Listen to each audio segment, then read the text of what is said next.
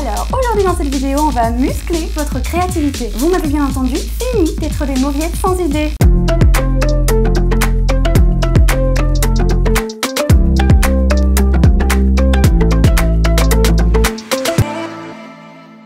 Ibo tout le monde! Alors ça y est, c'est parti pour le 4e opus de cette petite émission photo. J'ai beaucoup bossé donc j'espère que vous apprécierez le programme. Ah bah oui, il y a intérêt! Aujourd'hui on commence comme d'habitude avec un petit tips Photoshop. Découvrez l'outil tampon comme vous l'avez peut-être jamais vu. Ensuite ce sera l'heure du portrait d'Amélie qui a gagné le dernier concours Réflexe Créatif sur Instagram. Puis, nouveau format, je vous propose une petite minute inspiration. Et là viendra probablement la section que vous attendez le plus, les caricatures de photographes. Mais je terminerai avec une micro mise au point concernant Twitch, étant donné la réception moins unanime de ma dernière vidéo. Allez hop, c'est parti pour l'astuce Photoshop. Donc aujourd'hui, l'astuce dont je vais vous parler, elle concerne l'outil tampon de duplication dans Photoshop. C'est un outil qui est juste ici, et qui permet, comme son nom l'indique, de dupliquer des zones d'une image. Pour l'utiliser, c'est très simple, on utilise soit la touche Alt ou Option si on utilise un Mac, directement sur la zone qu'on souhaite dupliquer. Donc, par exemple, là je clique sur l'œil. Je vais passer sur mon calque et je vais pouvoir ajouter un œil. Mais ce que vous ne savez peut-être pas, c'est qu'on n'est pas forcé de dupliquer l'image exactement comme elle est à la base. Je vous explique comment on peut faire autrement. Donc en gros, on va aller dans le petit panneau du tampon qui est juste là et on ouvre alors cette section qui va nous permettre de configurer notre duplication. Il y a plusieurs choses qui sont assez cool. Par exemple, admettons que j'ai envie de dupliquer l'œil du hibou. Donc, je le duplique, j'aimerais le mettre ici, mais je pense qu'il est un peu petit. Donc je peux modifier sa taille. Pour ça, très simple. Alors pardon, mon Photoshop lag un peu. Qu'est-ce que c'est grand maintenant. Voilà. Ce qui est cool aussi avec cet outil, c'est qu'on peut inverser la duplication. Par exemple, si je reprends mon œil, il est maintenant dans l'autre sens. On dirait un peu Batman un peu bizarre. Ou c'est juste moi. Maintenant, ce que je vais faire, c'est vous montrer la rotation en dupliquant la bouche et en la faisant pivoter légèrement sur la droite pour pouvoir l'offrir à notre hibou. C'est absolument parfait.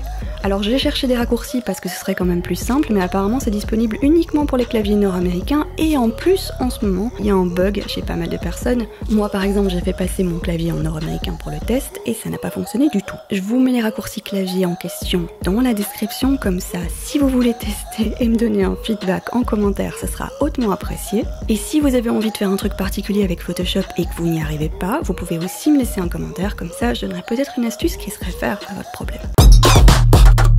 Vous vous souvenez peut-être de la magnifique photo qui avait mené Amélie à la victoire lors du dernier concours Instagram de Réflexe Créatif. Eh bien, il est venu l'heure de découvrir son univers photographique dans un chouette portrait. Exceptionnellement, ceci dit, c'est moi qui m'occupe de la voix off, donc j'espère que vous le supporterez. Quoi, encore t'entendre ?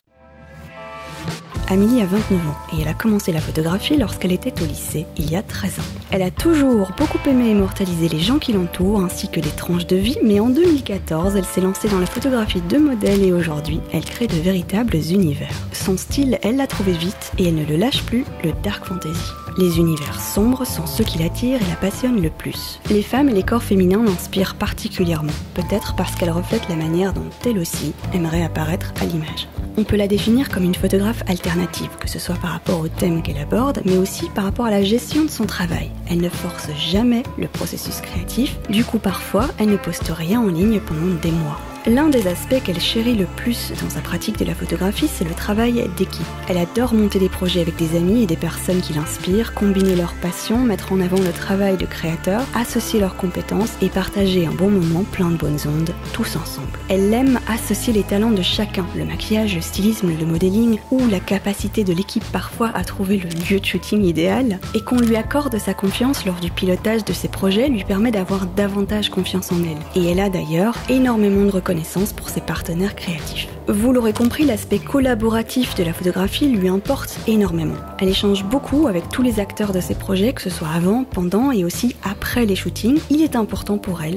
de les impliquer à chaque étape. Et une fois le travail terminé, elle a énormément de plaisir à le contempler et à le partager avec toute l'équipe avant de profiter de cette phase plus solitaire du processus, la post-production.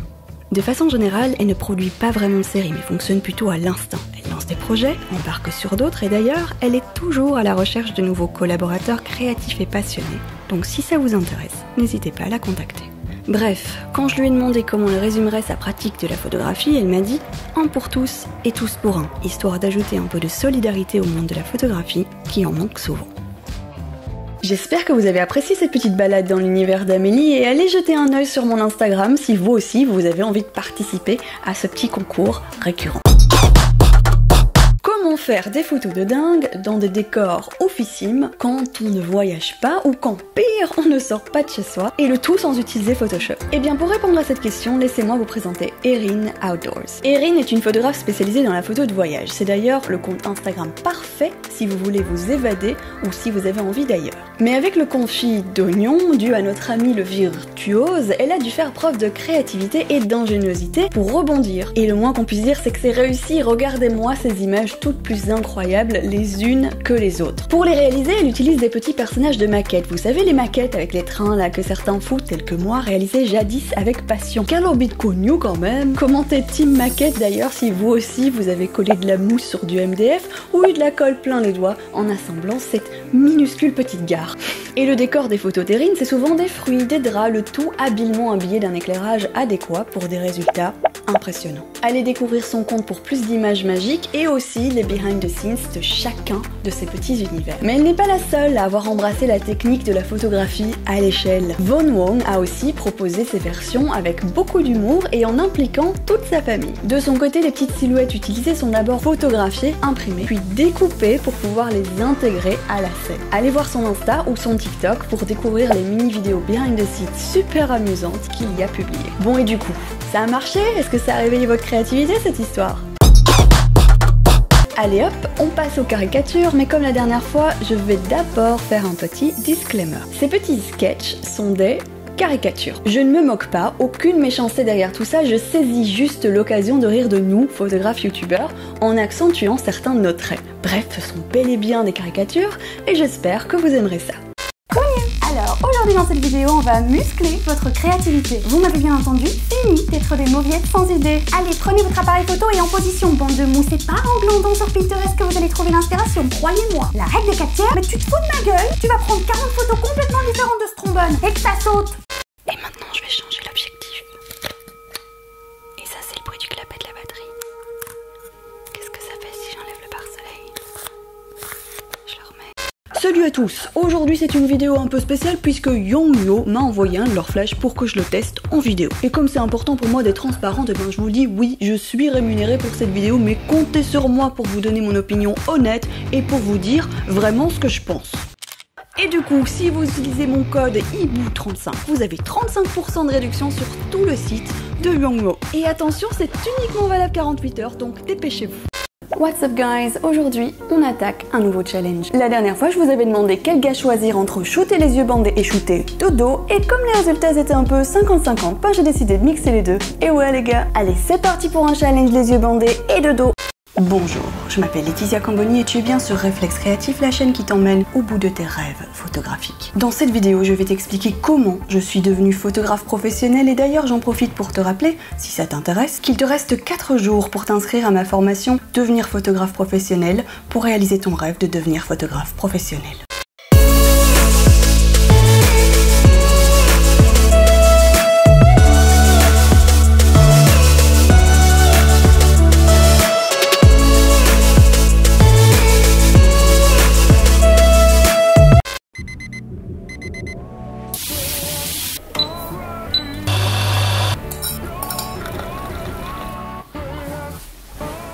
Bon, ce matin, j'ai 4 rendez-vous. Puis je dois voir ma pote Leslie que vous connaissez bien et après j'en profiterai pour check mes mails et chiller un peu. Mais avant de vous emmener en balade, j'ai un colis à ouvrir.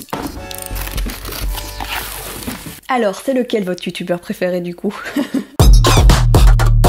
Bon, polémique est un bien grand mot, mais malgré tout, j'ai remarqué que ma dernière vidéo n'avait pas été super bien comprise, ou du moins pas par tout le monde. Peut-être que la miniature ou le titre ont porté à confusion, dites-moi d'ailleurs si ça vous a gêné, en tout cas, laissez-moi prendre 30 secondes pour clarifier. En effet, j'ai depuis peu une chaîne Twitch additionnellement à ma chaîne YouTube parce que j'ai découvert récemment l'intérêt de cette plateforme pour moi et pour notre petite communauté. Et de la même façon que de découvrir qu'on adore les pizzas n'abîme pas notre amour pour les frites, belges bien entendu, le fait que j'aime parfois passer quelques heures à papoter sur Twitch ne change absolument absolument rien à ce que je propose ici. Ceux qui veulent papoter plus en dehors des commentaires ou d'Instagram et que Twitch intéresse peuvent parfois me retrouver là-bas, et ceux qui n'ont pas le temps ou que ça n'intéresse pas, ne perdront rien ici. Mais ce que j'ai essayé de dire aussi dans cette vidéo et qui a peut-être également porté à confusion, c'est qu'en ce moment je suis vraiment déprimée. C'est pas parce que je le dis pas en pleurant que c'est pas vrai, et j'ai pas forcément envie d'épiloguer là-dessus, mais s'il y en a parmi vous qui sont captifs loin de leur culture et de leurs proches depuis plus d'1 an comme c'est mon cas, peut-être qu'ils pourront plus facilement comprendre mon besoin d'appuyer sur l'aspect interactif de Réflexe Créatif, vu que je me sens un peu isolée, et aussi mon besoin de me sentir autorisée à prendre une pause si j'en ai besoin. Parce que je suis étudiante, expatriée, en pleine pandémie, j'essaye de relancer mon business de photographe, et en plus je produis du contenu sur YouTube à un rythme loin d'être anodin, donc Twitch ou pas, c'est pas toujours le temps qui se met en travers de la route des créateurs. Parfois c'est la pression, parfois c'est l'humeur, et en l'occurrence la situation commence à peser. En tout cas, si vous voulez soutenir la chaîne, n'oubliez pas de vous abonner, de laisser un like, un gentil commentaire, et pourquoi pas même de partager cette vidéo avec vos amis passionnés de photos. Et moi je vous dis, salut les boudins! Salut les boudins!